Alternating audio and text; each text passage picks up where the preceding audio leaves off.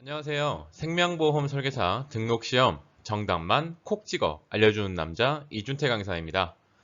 이번 시간엔 대장정의 마무리인 공통용액의 마지막 보험법규 5번째 시간을 배우도록 하겠습니다.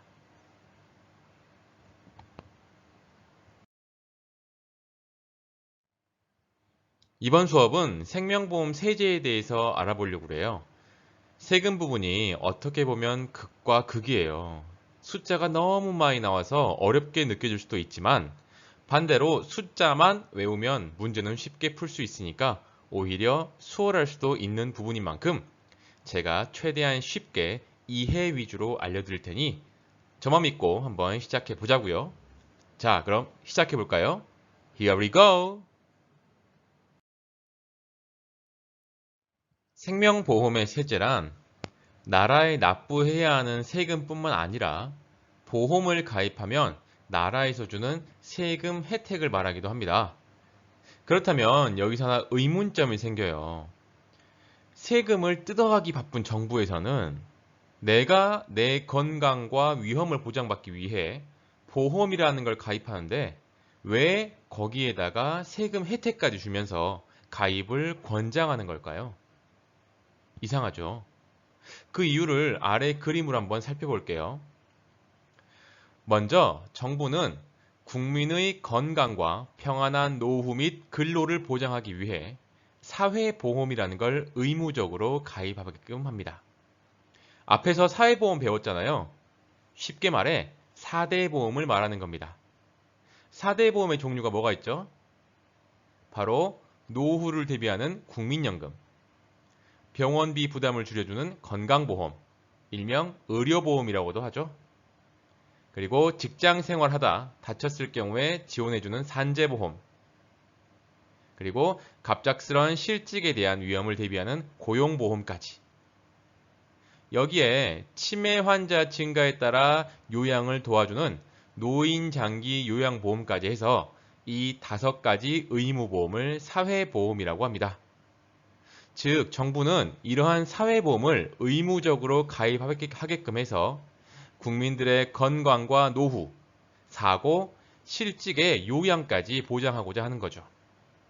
그런데 여기서 한 가지 문제가 발생합니다. 아직 우리나라는 돈이 많은 나라가 아니기에 사회보험에서 지원해주는 게 충분하지 않다는 거예요.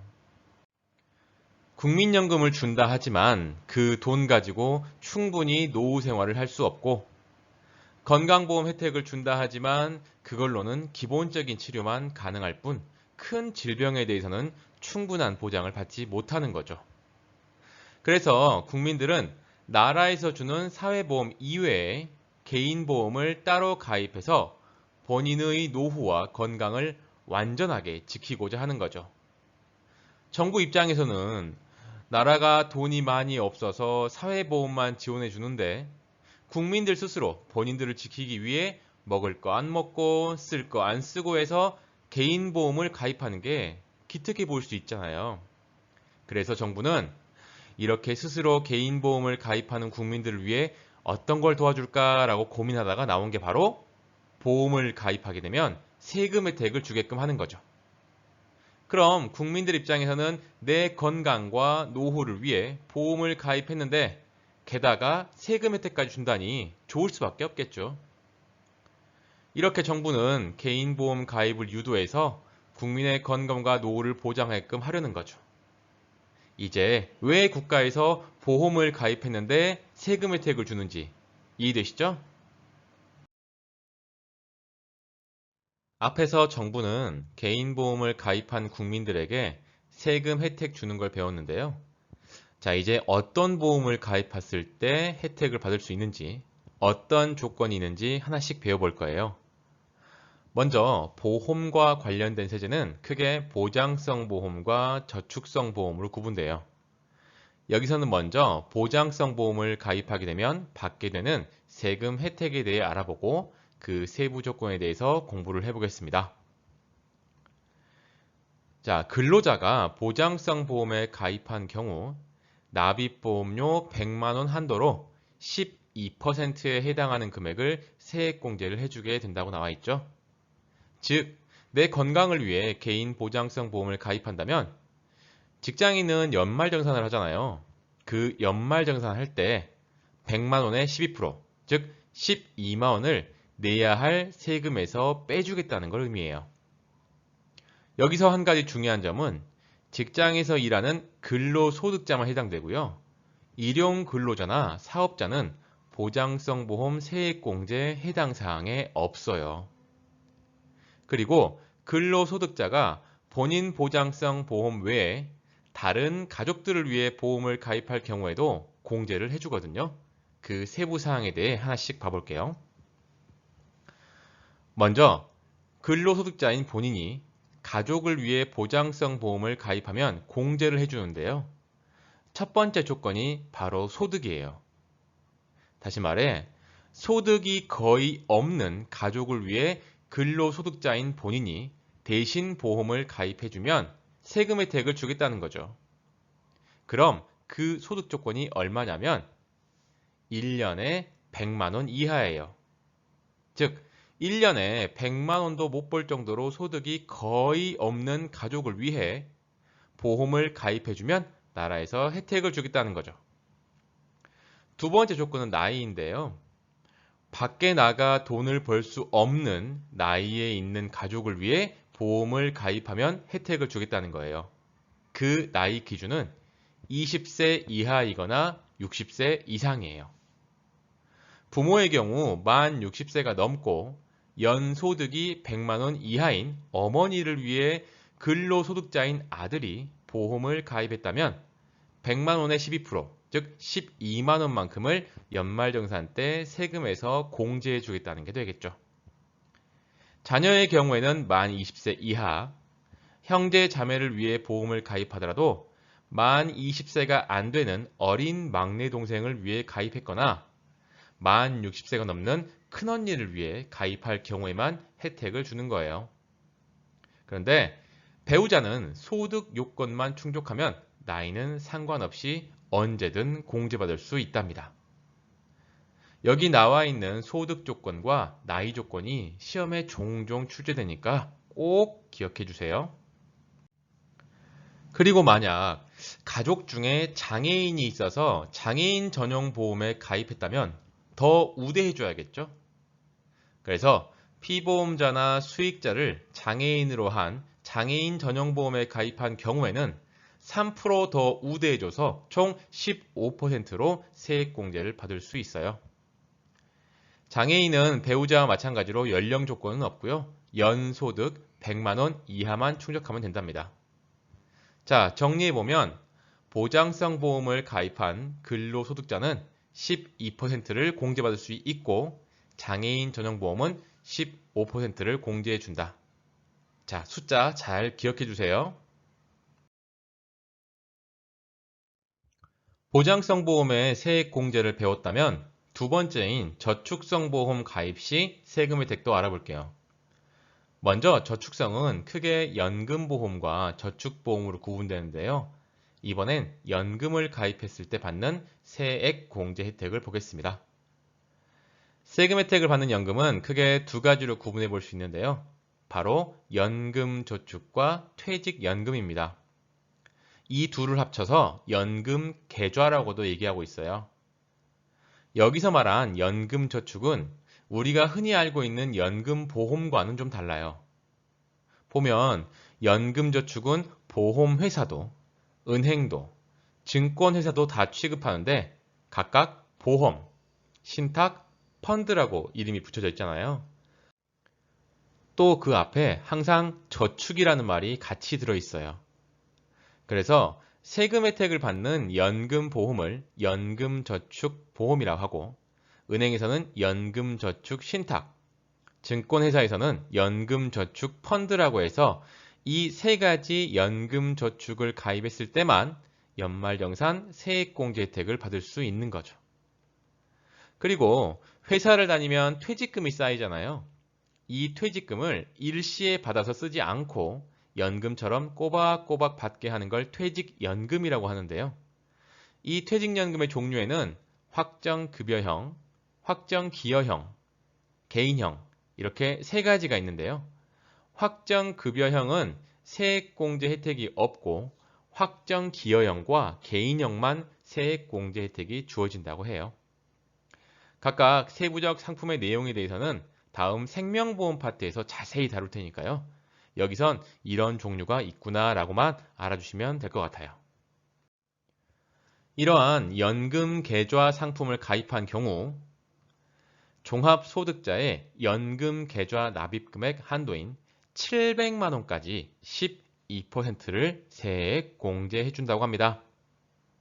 자, 앞에서 보장성 보험은 근로소득자만 세금 혜택을 주는 것과 달리 연금 계좌는요, 종합소득자까지 포함되니까 사업하시는 분들도 해당이 되겠죠.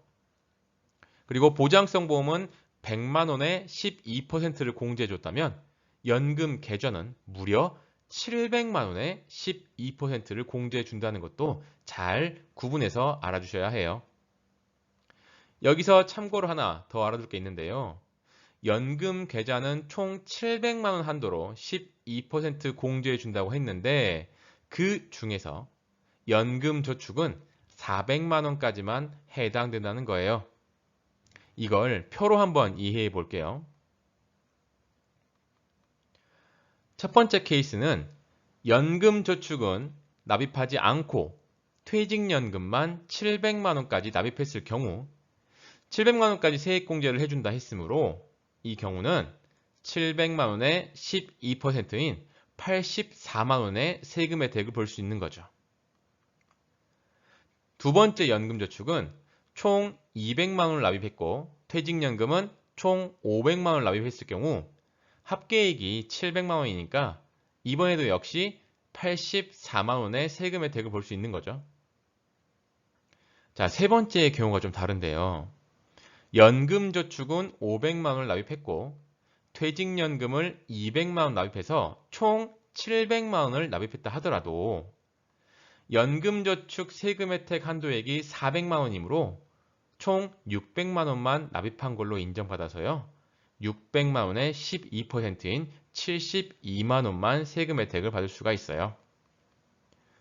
마찬가지로 연금저축만 700만 원을 넣고 퇴직연금은 납입하지 않았다면 역시 연금저축은 400만 원까지만 공제 대상이므로 700만 원을 납입했다 하더라도 400만 원만 인정받아 48만 원의 혜택만 볼 수 있는 거죠. 그리고 보장성 보험은 장애인의 경우 12%가 아니라 15%로 우대해 줬잖아요. 연금 계좌도 우대 조항이 있는데요. 종합소득 4천만 원 이하나 근로소득 5,500만 원 이하인 자는 12%가 아닌 15%로 우대해 준다는 것도 참고로 알아주세요. 앞에서 보장성 보험의 경우 연 100만 원까지 12%의 세액공제를 받았고 두 번째 연금 계좌에서 연 700만 원까지 12%의 세액공제를 받는다고 배웠잖아요. 자, 마지막으로 배울 건요. 세액공제, 즉 연말정산이나 종합소득 신고할 때 공제 주는 게 아니라 저축보험의 경우 나중에 보험금을 탈 때 비과세 혜택을 주는 경우가 또 있어요. 이걸 저축성보험 보험 차익 비과세라고 합니다. 가끔 보험은 10년 이상 가입하면 비과세 혜택을 준다라고 들어보신 적 있으시죠? 바로 이 경우를 말합니다. 그런데 좀 더 세부적으로 알아보면 무조건 10년만 유지하면 주는 게 아니라 각 상품별로 세부 사항이 다 다르니까 그 부분을 자세히 한번 공부해 보도록 하겠습니다. 먼저 아래 그림을 보면요. 보험 가입일로부터 10년 이내에 해지하게 되면 만약 수익이 났다 하더라도 이자 소득으로 보아 세금을 내야 합니다. 하지만 10년만 넘는다면 그 이후에 수익이 발생하면 모든 금액을 비과세를 해준다는 거죠. 여기까지가 많은 분들이 알고 계신 10년 비과세의 이야기고요. 아래 표처럼 각 보험 상품마다 세부적인 내용이 다 달라요. 그래서 하나하나씩 구체적으로 알아줄 필요가 있는 거죠. 먼저 저축성 보험 중 일시납의 비과세 조건은 10년 이상 유지해야 하고요. 납입보험료 합계액이 1억 이하예요. 즉, 일시납일 경우 10년 이상 유지했다 하더라도 1억까지만 비과세 혜택을 주겠다는 거예요. 그 이유는 그 서민들에게 장기 저축을 유도하기 위해 비과세라는 제도를 마련했는데요. 실제로 서민들은 먹고 살기 힘들어서 10년 동안 유지하는 경우가 드물어요. 오히려 돈 많은 부자들은 이 제도를 악용해서 10억, 100억을 납입해놓고 10년 동안 유지한 뒤에 수익이 난 만큼 세금 한 푼 안 내고 가져가는 경우가 많았거든요. 그래서 부랴부랴 정부는 10년 이상 유지하되 한도는 1억까지만 하겠다라고 한 거죠. 두 번째, 매월 납입하는 월 적립식 저축성 보험의 경우도 역시 10년 이상 유지는 똑같아요. 그런데 5년 이상 납입을 해야 하고요. 매월 똑같은 보험료를 납입하고 선납은 6개월까지만 인정해줬어요. 그리고 월 150만 원까지만 비과세 혜택을 준 거죠. 좀 복잡하죠? 그래서 간단히 월납 저축성 보험은 5년 납 10년 이상 유지해야 비과세 혜택을 준다라고 간단히 기억해 주시면 좋을 것 같아요. 일시납은 1억 10년 이상, 월납은 5년 납 10년 이상 유지, 이렇게 구분하시면 좋겠죠. 마지막 저축성 보험으로 연금보험이 있는데요. 연금보험을 가입하고 비과세 혜택을 받으려면 종신형으로만 선택해야만 가능해요.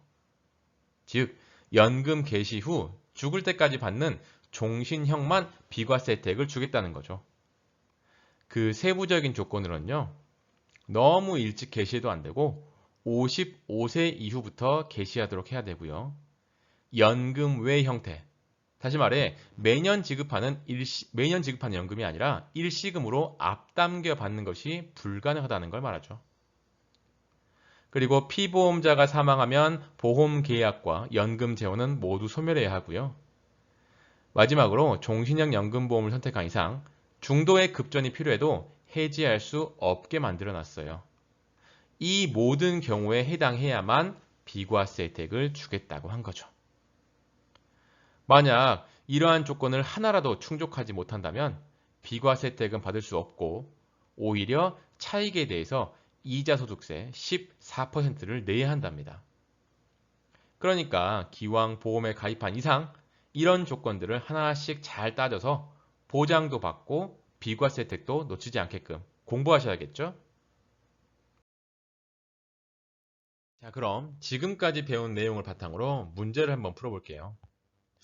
자, 다음 표에서 보장성 보험료 세액 공제에 대한 올바른 설명을 모두 고른 것은 우리 맨 앞에서 배운 보장성 보험료 세액 공제 내용 다 기억나시죠? 근로소득자의 경우 연 100만 원을 한도로 12% 세액 공제한다는 거. 이걸 안다면 쉽게 문제를 풀 수 있어요. 가, 근로소득자, 일용근로자 포함을 대상으로 한다. 아니죠. 근로소득자만 해당되는 건 맞는데 일용근로자는 포함시키지 않죠. 나, 일반 보장성 보험의 경우 해당 연도에 납입한 보험료의 12% 지방소득세 별도를 세액공제 받을 수 있다. 말은 길지만 가장 중요한 키포인트 12%는 문제가 없으니까 맞는 말이고요. 다 해당 연도 중에 해지한 경우 해지 시까지 납입한 보험료는 세액공제 받을 수 있다. 이 말은 우리 세액공제가 1월 1일부터 12월 31일까지 내야 할 세금에 대해 공제를 해준다는 거잖아요. 그런데 만약 내가 6월쯤에 해지했다면 1월부터 6월까지 가입한 부분은 공제받을 수 있냐는 거예요. 어쨌든 6개월 동안은 내 보장을 위해 보험료를 납부했으니까 공제받아야 하는 게 당연하겠죠. 그래서 답번도 맞는 문장이에요. 그래서 올바른 건 나와 다. 답은 2번이겠네요. 지금까지 다소 복잡하고 난해하지만 숫자만 잘 기억하면 쉽게 맞을 수 있는 보험 세제에 대해서 첫 번째 시간 가져봤어요. 다음 시간은 보험이 아닌 소득과 관련된 세금, 그리고 여러분이 가장 관심을 가질 만한 보험 설계사에 대한 세제에 대해 공부를 해볼게요. 이번 시간 어떠셨어요? 조금이나마 여러분의 시험 합격에 도움이 되시길 바라는 마음으로 만들어봤어요. 도움이 되셨다면 좋아요 한번 눌러주시고요. 궁금한 내용은 언제든 댓글 달아주시면 후다닥 확인해서 보다 정확한 답을 드리도록 노력하겠습니다. 지금까지 고생 많으셨고요. 그럼 우린 다음 시간에 다시 만나요. 안녕.